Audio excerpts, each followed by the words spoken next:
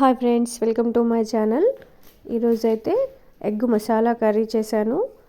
చూసారు కదా, ఇలా ఒకసారి ఎగ్ మసాలా కర్రీ చేసుకున్నామంటే టేస్ట్ చాలా సూపర్ అంటే సూపర్గా వస్తుంది.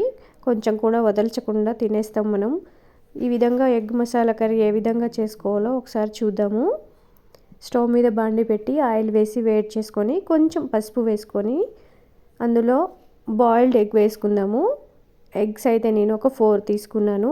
మీ ఇష్టం అండి, మీరు కావాలంటే ఎన్నైనా తీసుకొని వేయించుకోవచ్చు.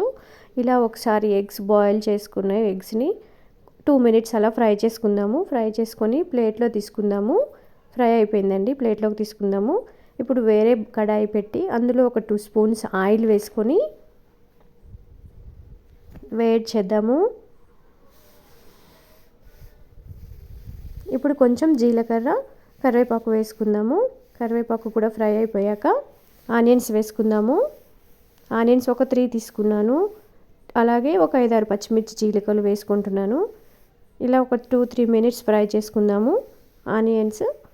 ఇప్పుడు కొంచెం పసుపు వేసుకుందాము. పసుపు వేసుకొని పచ్చివాసన పోయే వరకు కూడా ఫ్రై చేసుకుందాము.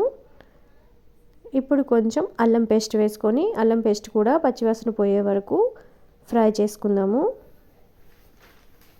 ఒక 2-3 టమాటాలు తీసుకున్నాను నేను. 3 టమాటాలు, నాటు టమాటాలు తీసుకొని ఫ్రై చేసుకుందాము.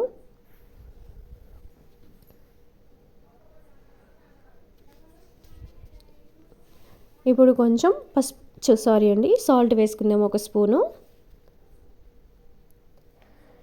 నాటు టమాటా తీసుకున్నాను కాబట్టి నీరుకు మనకి కొంచెం ఎక్కువే వస్తుంది. ఇప్పుడు చింతపండు గుజ్జు వేసుకుందాము. కొంచెం చింతపండు నానబెట్టుకోవాలండి, 2 రెబ్బలు అయితే సరిపోతుంది. అది గుజ్జు తీసుకొని పోసుకుందాము. ఒక 2-3 మినిట్స్ ఫ్రై చేశాక కొంచెం 2 స్పూన్ల కారం, 1 స్పూన్ ధనియా పౌడర్ వేసుకొని ఒక 5 మినిట్స్ అలా ఫ్రై చేసుకుందాము. అలా ఫ్రై అయిపోయాక కొంచెం వాటర్ పోసుకుందాము. 1 గ్లాస్ కంటే నేను కొంచెం ఎక్కువ పోసాను, ఎందుకంటే పులుపు ఉంటుంది కాబట్టి ఆ పులుపుకి సరిపడా వాటర్ పోసుకుంటే సరిపోతుంది. దాంట్లో కొంచెం సాల్ట్ వేసుకుందామండి. ఇందాక సాల్ట్ వేసాం కదా ఆల్రెడీ, ఇప్పుడు కొంచెం చూసుకొని వేసుకుంటే సరిపోతుంది. ఇప్పుడు కొంచెం మెంతుపిండి వేస్తున్నానండి. మెంతుపిండి వేయడం వల్ల పులుసు చిక్కపడి గ్రేవీ మంచిగా వస్తుంది. ఇప్పుడు అందులో బాయిల్ చేసిన ఎగ్స్ ఉన్నాయి కదా, ఫ్రై చేసుకున్నవి, అవి వేసుకొని ఒక 5 మినిట్స్ అలా కలుపుకొని కొంచెం మసాలా, కొంచెం కరివేపాకు వేసుకొని ఒక 2-3 మినిట్స్ ఫ్రై అయ్యాక స్టవ్ ఆఫ్ చేసుకుంటే మనకి ఎగ్ మసాలా కర్రీ అనేది రెడీ అయిపోతుంది.